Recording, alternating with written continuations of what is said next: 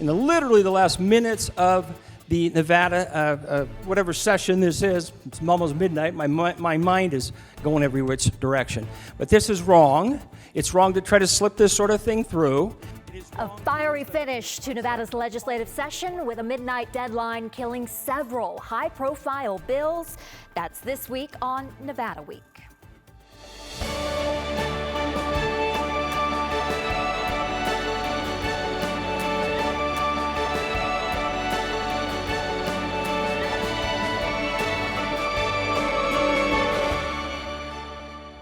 Support for Nevada Week is provided by Senator William H. Hernstedt. Welcome to Nevada Week. I'm Amber Renee Dixon. The 2025 legislative session is over, and it's now Nevada Governor Joe Lombardo's turn to weigh in on the bills that passed both the Assembly and Senate ahead of a midnight deadline on Monday. Two of his own bills fell victim to that deadline, and so did a high-profile measure to make Las Vegas a Hollywood 2.0. Joining me to explain what led to all of that, as well as what was accomplished this session, are Tabitha Mueller, Capitol Bureau Chief at the Nevada Independent, April Corbin-Gurnis, Deputy Editor of Nevada Current, and Paul Boger, reporter and producer for Nevada Public Radio. Thank you all for joining us. And Tabitha, I want to start with you. You are up in Carson City. You were there on Monday night. And I think you saw Senator Ira Hansen, who we showed at the top of the show, explaining why he was so shocked. And what was the reason for his shock exactly? So I think that what Senator Ira Hansen had said is that he was upset about a proposed resolution that would have made changes to the Nevada Legislative Commission. And that commission sort of oversees operations at the Nevada legislature.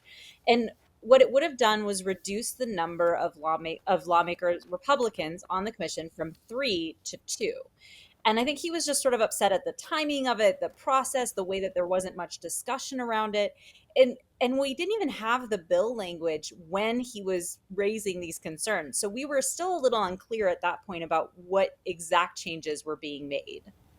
Tabitha, you told me off camera you've covered 3 legislative sessions now. What was your takeaway from this? What did you think? I was really surprised. I haven't seen anything like this happen, right? At the end of the session, we're talking the last 15 minutes, Senator Ira Hansen standing up and basically filibustering. And that was a new one to me. Paul, what did you think? Yeah, it was absolutely a little different. We don't usually see legislative sessions end with a series of parliamentary procedure questions, but this resolution to change the legislative commission, it has pretty far-reaching impact on what happens in between sessions too. I don't think the importance of the interim commission or the legislative commission could be downplayed, considering we go about 20 months in between legislative sessions in the state. So the interim commission, the legislative commission, and the interim finance committee, another body that is appointed by the lawmakers, those are incredibly important committees. So, changing up the makeup of them is something that you probably want to have a conversation about. But, when we see a bill like that come in the last hour of the session, it's definitely going to raise some eyebrows.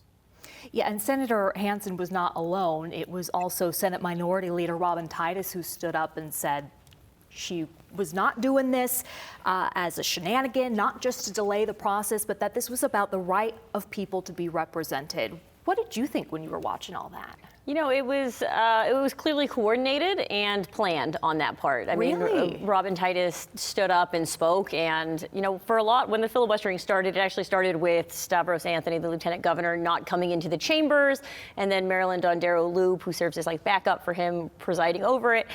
She started to take over and do things, and then Ira Hansen stands up and says, "Lieutenant Governor is supposed to be here. Why is he not here?" And then he sort of strolls in, and there's back and forth about this, and then it was very clear at that point from everybody in the room that something was happening, and it was very coordinated. Because, okay, but when you say coordinated, do you mean to delay other bills? It was Robin Titus explained it afterward as that she said it was not related to the film tax credit. It was not related to the crime bill or the healthcare bill or some of those high profile bills that died. It was merely a protest over the legislative commission resolution and the fact that it had been pushed at the last second. And there's been an ongoing theme, I think, in the legislature from the minority party being frustrated about not getting things until the last second and being left out of the process. And they've been sort of openly critical about Democrats not wanting to work with them unless they have to. If they need a 2/3 vote and they need Republicans, they'll work with them. But if they don't, they're like, we're going to do whatever we want. And I think some of that frustration boiled into this legislative commission resolution. That final evening. Yeah. So Tabitha, that issue did take up time, and some argued, yeah, it could have been used to pass more bills.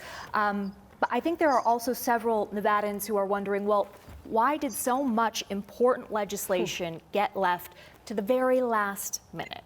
How would you respond to that? I mean, the session started 4 months ago. Right. I think that the thing that we need to understand here is that oftentimes we're seeing the passage of bills right at the last minute. Now, should they have been last to the last minute? Should lawmakers have sort of had time to debate them and spend more time on them?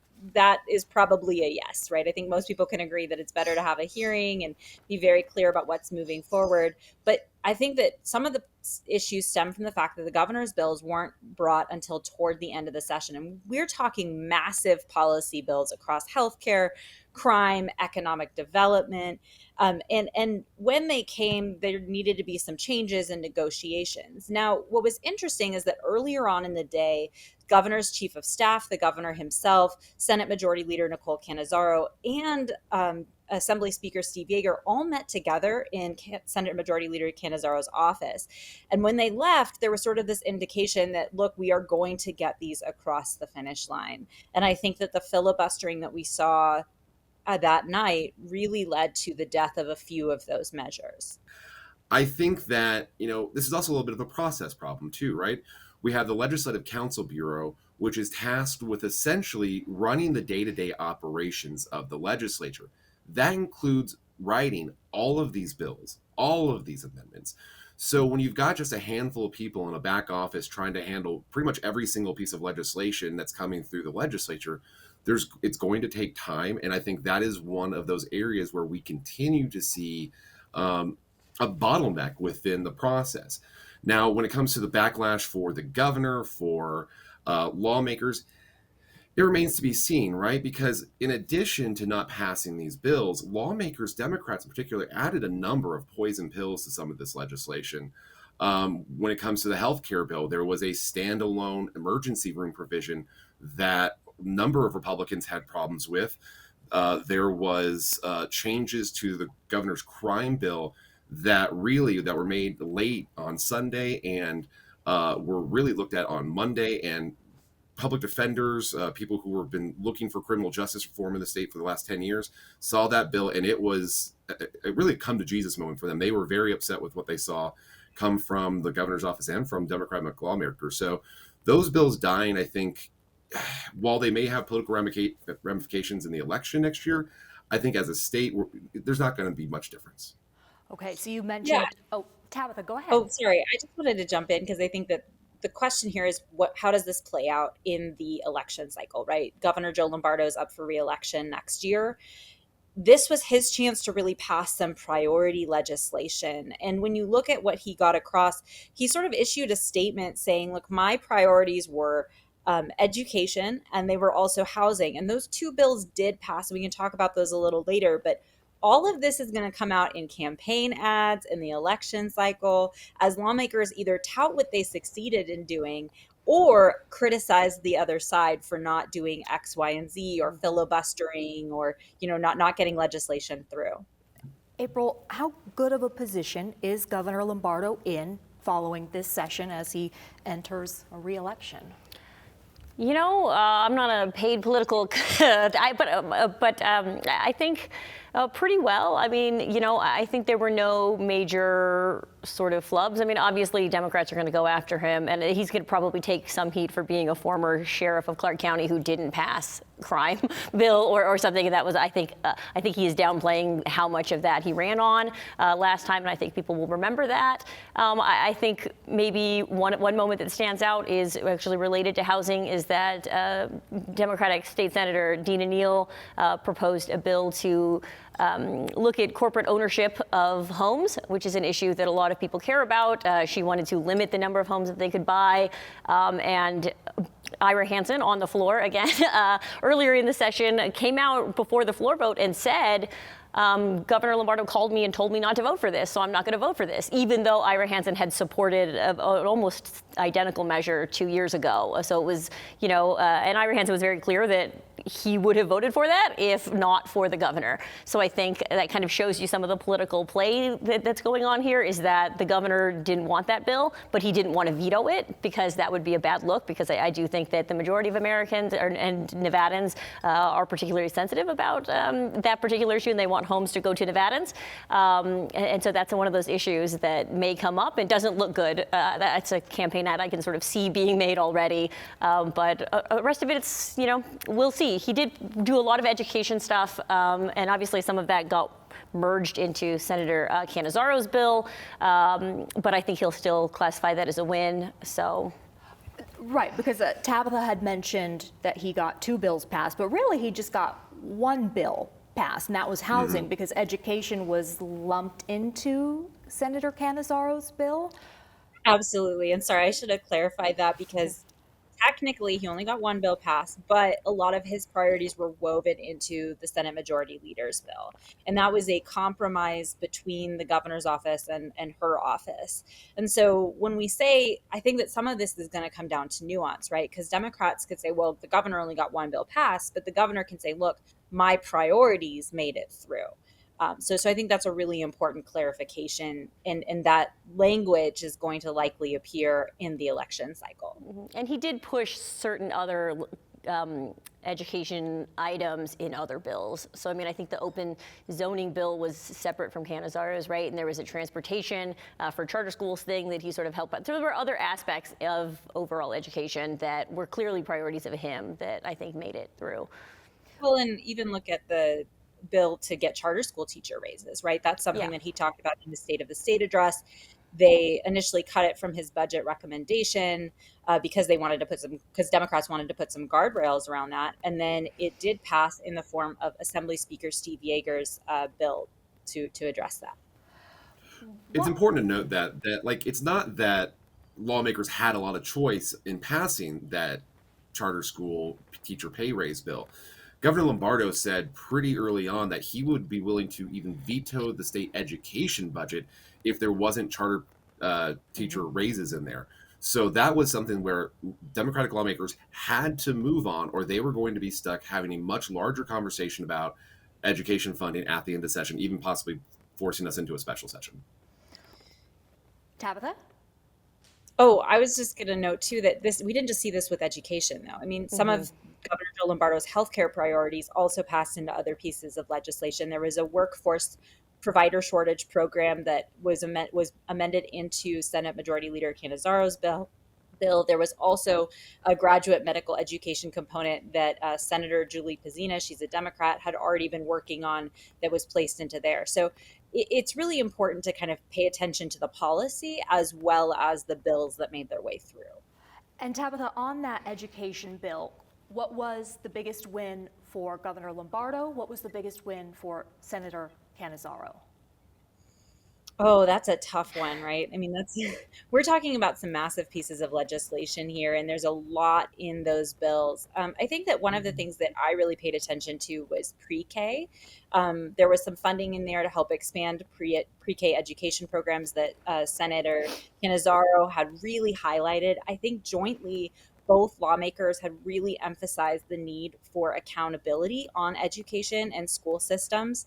I think that we saw some provisions from Governor Joe Lombardo's legislation to kind of say, hey, when we're looking through this, let's make sure that low performing schools, there are consequences for that. He didn't get exactly what he wanted, right? We are talking about a compromise here. Yeah, Paul, can you help me understand what those consequences might be? So the consequences, let's look at the bills themselves, right? So the bill itself, you've got, I think one of the largest pieces of the largest win for the governor is probably the accountability aspect of it.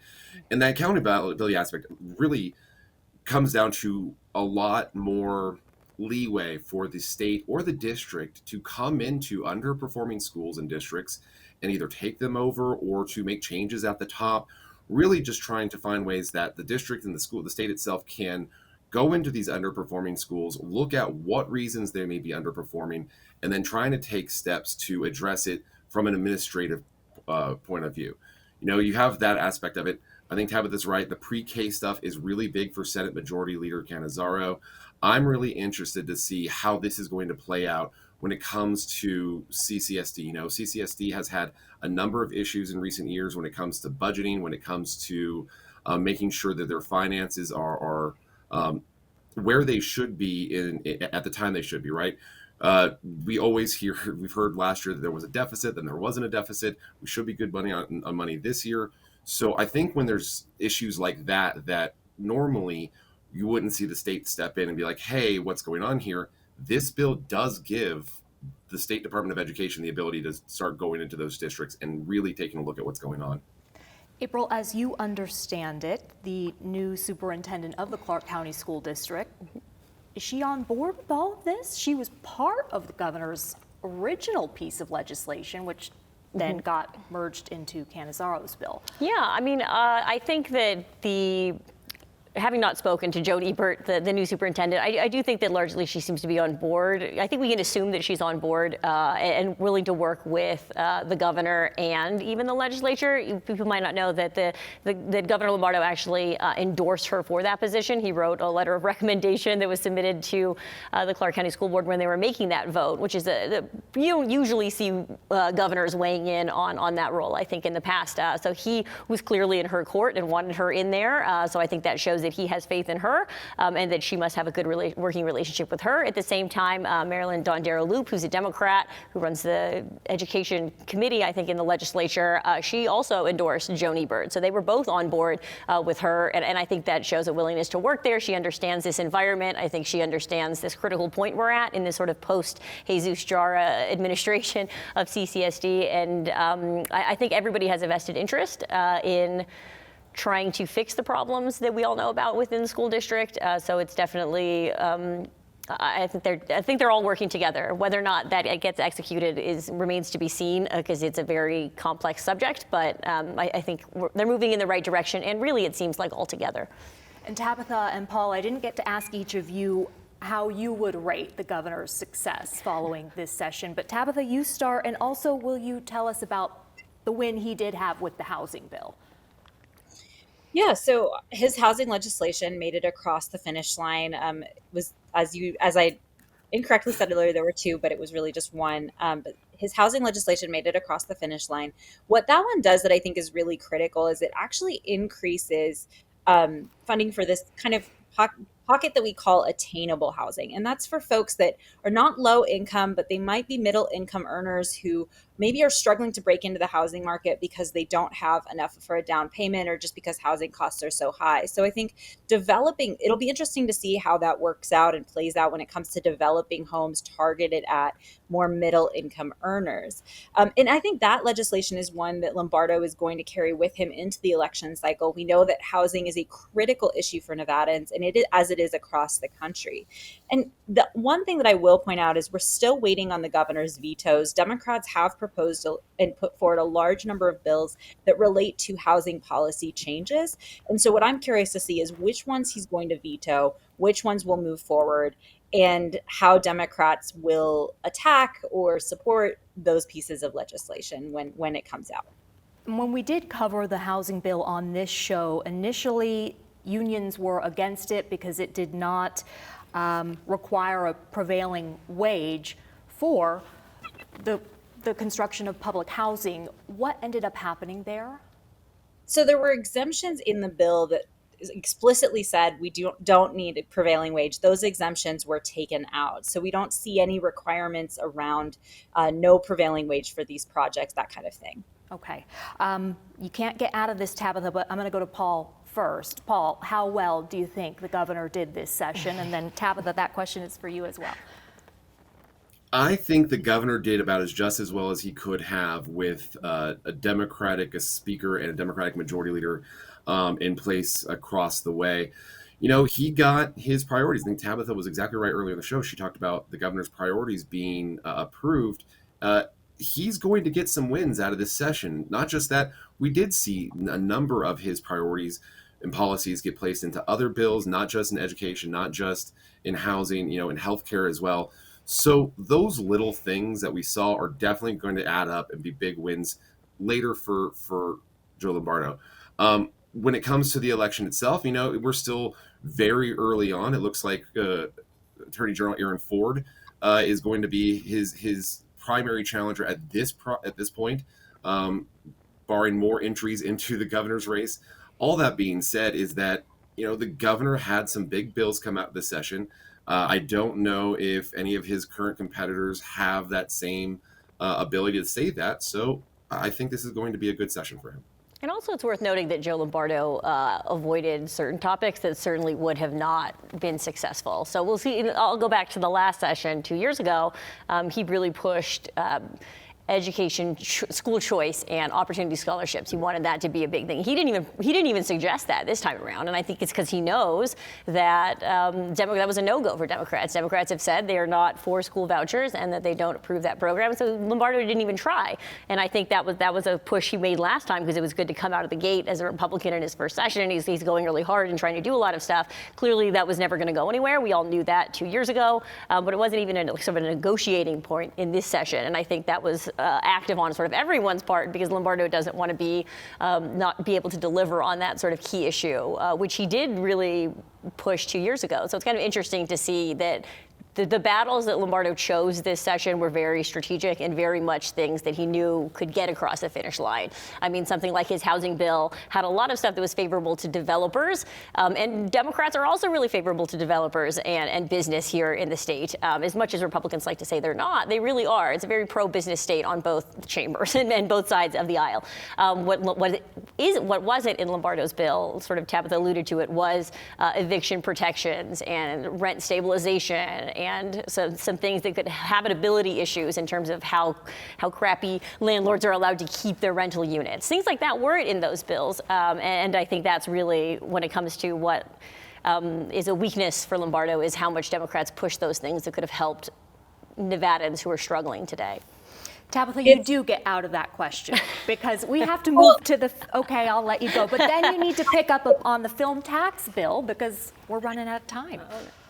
Happy to touch on the film tax bill. I think one thing, and Paul and they all covered it super well, but I think the one thing that I would add is last session, Lombardo emphasized the need for voter ID. And that was something he pushed very bipartisan issues this session, but he did get a win in voter ID because Assembly Speaker Steve Yeager passed a voter ID requirement measure, basically saying that we're already going to see this likely because of the voter ID ballot measure that's going forward. It passed with more than 70% approval this last year, and it's expected to pass again. And so Lombardo got a big win there that I think we're going to see in campaigns, in discussions. And I know that I dodged the number, but I think he did very, very well this session considering everything he was up against. Okay, so there were two film tax credit bills. One of them, the Assembly bill, had the backing of Sony Pictures and Warner Brothers Discovery. It narrowly passed the Assembly, I believe, on Friday night. Then it got to the Senate on Monday. And what in the world happened? Paul? Your guess is as good as mine as to why that bill died. But I mean, to be honest, yeah, I was talking about this bill all session, and every time I would bring it up with lawmakers, it was, there was a lot of support for the idea. I don't think any of our lawmakers in any legislature we've ever elected in the state has said no to jobs willingly. So, but this particular bill had a really big price tag, $1.5 billion over 15 years, $120 million a year, starting in the 2027-28 biennium. So a lot of money. I just think that with the current fiscal picture being what it is in the state, and then on top of it, in a couple months, we're talking about having a special session to look at federal funding. It was a much harder sell to go to lawmakers and be like, look, we know we have a little bit of a money problem right now, but in a couple of years we might be okay and we should have some film tax credits, right? I think when you're trying to have that conversation at the same time that you're looking at, only adding a couple of dollars to education funding when you're already, according to the state finance committee, $4 billion underfunded, it's a much different conversation. And I think once that bill became a study, it was done. I think also I think the appetite for major subsidies for corporations is, I think, a harder sell each session, it seems like. And I'd go back to the A's baseball stadium that was approved in a special session after the last regular session in 2023, a closer vote than the Allegiant Stadium was a few years earlier. And I think people are just, and the baseball stadium being so recent in memory, like that baseball stadium hasn't been built yet. And we're already going off and talking about the next big thing that we need to do. I think that's a hard sell. I think there were a lot of Nevadans and voters who were sort of like, is this really what we want to do? And I think Hollywood also has a different sort of connotation and aura than other industries where, I think Nevadans pride themselves on not liking California. So taking a major California industry, I think, wasn't a great sell for a lot of people. There were certainly people who were very invested in that. People in the entertainment industry, film, lighting, people, unions. They had some stuff in there, but I think it was just a harder sell, even independent of some of our bigger financial issues. Tabitha, last question for you. Is the Hollywood 2.0 dream over for Las Vegas? I think that a lot of the proponents of those two bills had said this is our last chance, right? We saw that over and over again. We did hear this proposal in 2023, but it wasn't able to get off the ground. I think time is going to tell on that question whether they're going to make a renewed push. But I would say right now, based off of what people had said, probably not. But I don't have a crystal ball. Anyone want to add quickly? No. All right, Tabitha Mueller, Paul Boger, April Corbin-Gurnis, thank you so much for joining Nevada Week. And thank you for watching. To learn more about the legislation discussed in this show, go to vegaspbs.org/Nevada Week, and I'll see you next week on Nevada Week.